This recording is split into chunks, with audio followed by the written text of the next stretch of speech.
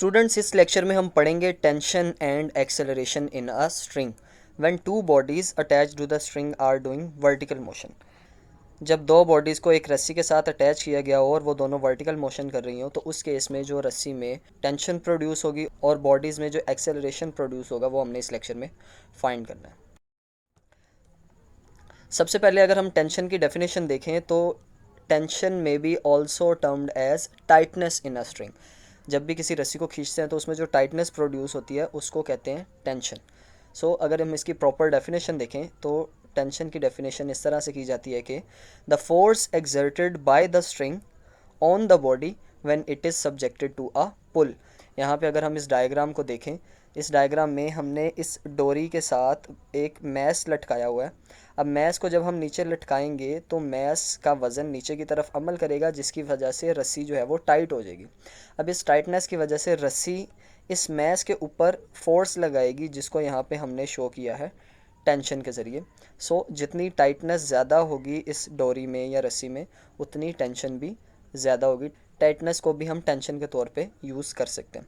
सो अगर हम यहाँ पे इस डायग्राम के मुताबिक देखें तो tension is a reaction force, क्योंकि एक्शन फोर्स हमारे पास वेट है जो कि नीचे की तरफ अमल कर रहा है, उसकी वजह से रस्सी में टेंशन प्रोड्यूस हो रही है, जिसको हम कहेंगे कि ये रिएक्शन फोर्स है। So tension is a reaction force. अब यहाँ पे जो मेन टॉपिक है हमारा वो है vertical motion of two bodies attached to the ends of a string that passes over a frictionless pulley. हमने दो बॉडीज़ की वर्टिकल मोशन को यहाँ पे स्टडी करना है, जिसमें वो दोनों एक रस्सी के एंड से बांधी गई हैं और वो एक फ्रिक्शनलेस पुली के ऊपर से पास कर रही हैं। अब यहाँ पे two bodies A and B of masses M1 and M2 respectively, यहाँ पे दो बॉडीज़ है हमारे पास, एक बॉडी A है और दूसरी बॉडी B है। बॉडी A का मैस है M1 और बॉडी B का मैस है M2, और इन दोनों को हमने बांधा हुआ है एक रस्सी के दोनों किनारों से। अब यहाँ पे अगर हम देखें तो अब यहाँ पे अगर हम गौर करें तो M1 is greater than M2, क्योंकि जो बॉडी ए है वो साइज़ में बड़ी है और बॉडी बी साइज़ में छोटी है। सो इस वजह से बॉडी ए का मैस यानी कि M1 वो बड़ा होगा M2 से। M1 ज़्यादा है, इसी वजह से बॉडी ए जो है वो नीचे की तरफ मूव करेगी और बॉडी बी ऊपर की तरफ मूव करेगी, क्योंकि ये दोनों एक ही रस्सी से कनेक्टेड हैं और दोनों की motion at the same time हो रही होगी। जैसे जैसे बॉडी ए नीचे की तरफ जा रही होगी वैसे वैसे बॉडी बी ऊपर की तरफ जाएगी। सो अब यहाँ पे जो चीज़ नोट करने वाली है वो ये है कि both the bodies will have same acceleration, क्योंकि दोनों बॉडीज़ एक ही रस्सी के साथ कनेक्टेड है और जितनी एक्सेलरेशन से बॉडी ए नीचे की तरफ जाएगी उतनी ही एक्सेलरेशन से बॉडी बी ऊपर की तरफ जाएगी। सो दोनों का एक्सेलरेशन सेम होगा, डायरेक्शन दोनों की अपोजिट होगी लेकिन वैल्यू दोनों की सेम होगी। और दूसरा पॉइंट है कि tension T will be same through out the string. अब क्योंकि दोनों बॉडीज़ जो हैं वो रस्सी के साथ लटकाई हुई हैं हमने, तो जाहिर सी बात है रस्सी के अंदर टेंशन प्रोड्यूस होगा, लेकिन इस साइड का और इस साइड का टेंशन दोनों आपस में बराबर होंगे, क्योंकि रस्सी जो है वो हमारे पास एक ही है, तो टेंशन भी हमारे पास दोनों साइड्स पे सेम होगा। सो दो पॉइंट्स जो हैं वो ये हैं कि दोनों बॉडीज़ का एक्सेलरेशन भी सेम होगा और सारी रस्सी में हर पॉइंट पे जो टेंशन होगी वो एक जैसी होगी। ऐसा नहीं होगा कि बी वाली साइड पे टेंशन कम हो और ए वाली साइड पे टेंशन ज़्यादा हो, बल्कि दोनों टेंशन सेम होंगी और दोनों बॉडीज़ का एक्सेलरेशन भी सेम है। अब अगर हम बॉडी ए के ऊपर नेट फोर्स फाइंड करना चाहें तो अगर हम यहाँ पे ऑब्जर्व करें तो बॉडी ए के ऊपर टोटल दो फोर्सेस लग रही हैं। बॉडी ए का वेट नीचे की तरफ और टेंशन टी ऊपर की तरफ, ये दोनों फोर्सेस जो हैं वो बॉडी ए के ऊपर अमल कर रही हैं। अब अगर हम इन दोनों को कंबाइन करते हैं, इनको सम करते हैं, तो हमारे पास इसके ऊपर लगने वाली नेट फोर्स हासिल हो जाएगी। सो हम नेट फोर्स को अगर यहाँ पे एफ से शो कर दें तो वो बराबर होगी W1 माइनस टी के। W1 में से T को माइनस क्यों किया, क्योंकि W1 का मैग्नीट्यूड ज़्यादा है। W1 ज़्यादा है, इसी वजह से बॉडी नीचे की तरफ मूव कर रही है और टेंशन T कम है, और क्योंकि इन दोनों की डायरेक्शन एक दूसरे के ऑपोजिट है लिहाजा हमने W1 को पॉजिटिव कहा है, क्योंकि उसकी डायरेक्शन मोशन की तरफ है, और T जो है उसको हमने कह दिया है नेगेटिव। सो यहाँ पे नेट फोर्स की इक्वेशन आ जाएगी F is equal to W1 minus T. अब net force according to second law of motion हमें पता है F is equal to ma होता है। अब क्योंकि हम बॉडी ए की बात कर रहे हैं जिसका मैस M1 है, लिहाजा F is equal to ma में हम m के साथ 1 लगाएंगे तो ये आ जाएगा M1a, यानी कि यहाँ पे ये शो कर रहा है मैस 1, और W की जगह हम यहाँ पे लिख सकते हैं कि as W is equal to M G, so W1 is equal to M1G। तो यहाँ पे हमने W1 की जगह M1G लगा दिया और टेंशन एज इट इज़। ठीक है, तो ये हमारे पास इक्वेशन आ गई M1A is equal to M1G minus T, जिसको हमने कह दिया इक्वेशन नंबर 1। अब अगर इसी तरह हम बी बॉडी के ऊपर लगने वाली नेट फोर्स निकालें तो वो भी नेट फोर्स को हम F से अगर शो करते हैं तो वो आएगी T माइनस W2। अब यहाँ पे बॉडी बी की अगर हम बात करें, इसके ऊपर भी दो फोर्सेस अमल कर रही हैं, एक टेंशन और एक उस बॉडी का वेट। लेकिन यहाँ पे क्योंकि बॉडी ऊपर की तरफ मूव कर रही है, इसकी वजह से हमें पता है कि टेंशन यहाँ पे ज़्यादा है और वेट कम है, क्योंकि जिस फोर्स की वैल्यू ज़्यादा होती है बॉडी उसी डायरेक्शन में मूव करती है। तो टेंशन की वैल्यू ज़्यादा है और वेट यहाँ पे कम है, तो हम टेंशन में से वेट को माइनस कर देंगे। और टेंशन यहाँ पे हम पॉजिटिव ले रहे हैं क्योंकि टेंशन की डायरेक्शन मोशन की डायरेक्शन की तरफ है, तो टेंशन माइनस W2। अब F की और W2 की यहाँ पे अगर हम वैल्यू लगाएं तो क्योंकि बॉडी B की बात हो रही है तो F की जगह आ जाएगा M2A, क्योंकि बॉडी B का मास था M2। So F is equal to MA यानी कि M2A, tension as it is, और W2 की जगह हमने लिख दिया M2G। सो इसको हमने नाम दे दिया इक्वेशन नंबर 2 का। अब ये हमारे पास है net force on body A और ये है net force on body B।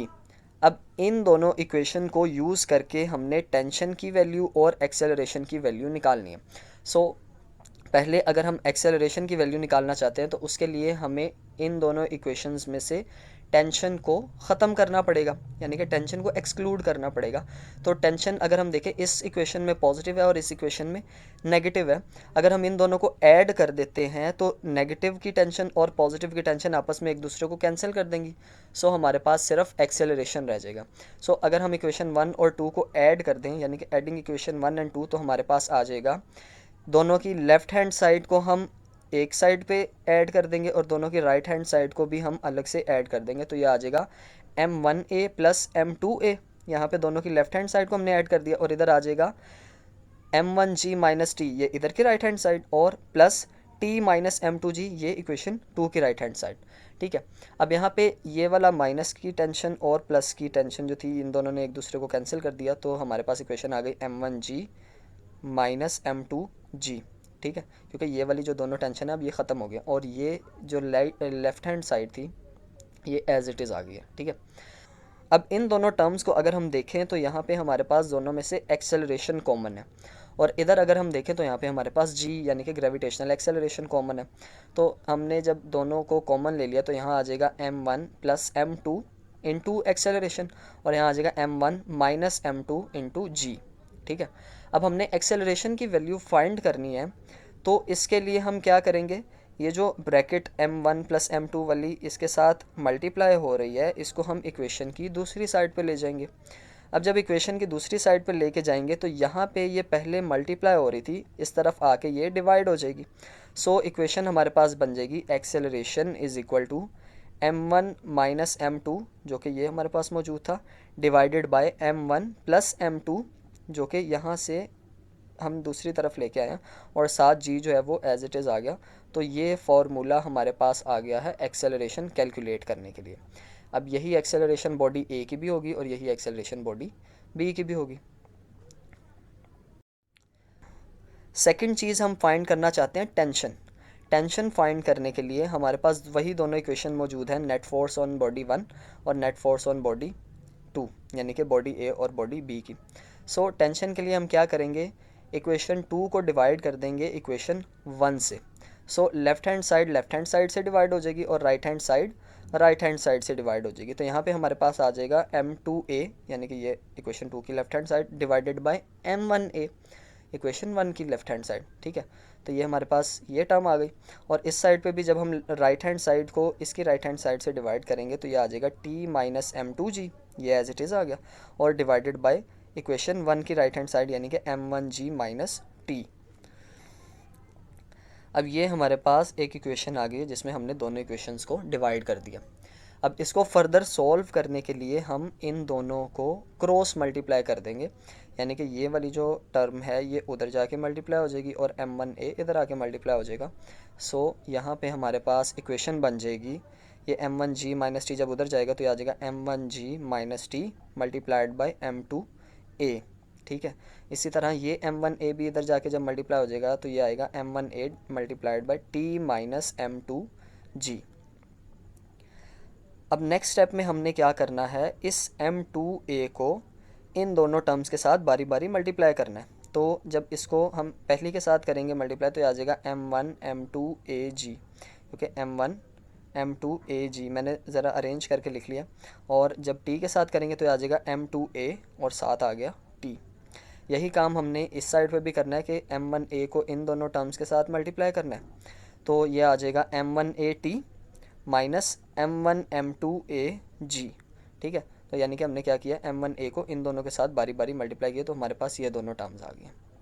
अब अगर हम गौर करें तो इस तरफ की जो दोनों टर्म्स हैं उसके अंदर एक्सेलरेशन मौजूद है, और इधर भी अगर हम देखें तो इन दोनों टर्म्स में भी एक्सेलरेशन मौजूद है। तो यहाँ से भी हम एक्सेलरेशन कॉमन ले लेंगे और इधर से भी एक्सेलरेशन कॉमन ले लेंगे। तो जब एक्सेलरेशन कॉमन ले लिया हमने तो ये बन जाएगा m1 m2g माइनस m2t, और इन दोनों से एक्सेलरेशन कॉमन लेके ये बाहर आ गया। इस साइड से भी जब हमने एक्सेलरेशन कॉमन ले लिया तो ये हमारे पास आ गया a into m1t minus m1 m2g। अब ये एक्सेलरेशन और ये एक्सेलरेशन एक दूसरे से कैंसिल हो गए और पीछे इक्वेशन हमारे पास रह गई m1 m2g माइनस m2t, और इधर भी हमारे पास जो ब्रैकेट के अंदर वाली टर्म थी सिर्फ वो रह जाएगी m1t माइनस m1 m2g। अब हमने करना क्या है कि अब यहाँ पे अगर हम देखें तो एक टर्म में g है, एक में t है, इधर भी एक में t है, एक में g है। तो हमने t वाली दोनों टर्म्स को एक साइड पे कर लेना है और g वाली दोनों टर्म्स को एक साइड पे कर लेना है। तो जब t वाली दोनों एक साइड पे की तो ये आ जाएगा m1t प्लस m2t, और इधर से ये वाली जो दोनों टर्म्स थी इनको जब हमने इकट्ठा किया तो ये आ गया m1 m2g plus m1 m2g, क्योंकि ये m1 m2g जो है ये भी m1 m2g है और ये भी m1 m2g है, तो ये दोनों आपस में प्लस हो गई और ये m1t और m2t आपस में प्लस हो गई। सो अब इन दोनों में से t हम कॉमन निकाल सकते हैं। सो जब t कॉमन लेंगे तो ये पीछे रह जाएगा m1 प्लस m2 और साथ आ गया t। अब यहाँ पे ये वाली जो दोनों टर्म्स हैं m1 m2g और ये m1 m2 ये दोनों सिमिलर टर्म्स हैं, तो इसके साथ हम क्या करेंगे, जब दोनों को प्लस किया तो ये बन जाएगा 2m1 m2g, क्योंकि ये दोनों सेम थी तो ये साथ इनके 2 आ गया। अब यहाँ पे हमने फाइंड करनी है टेंशन। सो टेंशन को अगर हम अलहदा कर लें तो m1 प्लस m2 जो इसके साथ मल्टीप्लाई हो रहा है इक्वेशन की दूसरी साइड पे आके डिवाइड हो जाएगा। सो टेंशन का फॉर्मूला हमारे पास हासिल हो जाएगा 2m1 m2g divided by m1 plus m2, यानी कि ये जो m1 प्लस m2 थे ये इधर आके डिवाइड हो गए, तो हमारे पास ये जो है फाइनल इक्वेशन आ जाएगी टेंशन के लिए। अब यही टेंशन इस साइड पे भी होगी डोरी के और यही टेंशन इस साइड पे भी होगी, क्योंकि हमने कहा था कि सारी की सारी स्ट्रिंग में जो टेंशन की वैल्यू है वो सेम है, जो कि है 2m1 m2 over m1 plus m2 multiplied by g। सो ये आ गया हमारे पास टेंशन का फॉर्मूला। सो उम्मीद करता हूँ कि आपको वीडियो पसंद आई होगी। अगर वीडियो पसंद आई है तो इसको लाइक कर दें, चैनल को सब्सक्राइब कर दें अगर अभी तक नहीं किया तो, और बेल आइकन को भी प्रेस कर दें ताकि अगली आने वाली वीडियोस के नोटिफिकेशन भी आपको मिलते रहें। वीडियो को अपने दोस्तों के साथ शेयर करें ताकि वो भी इससे फ़ायदा हासिल कर सकें। मिलते हैं आपसे अगली वीडियो में, तब तक के लिए अल्लाह हाफ़िज़।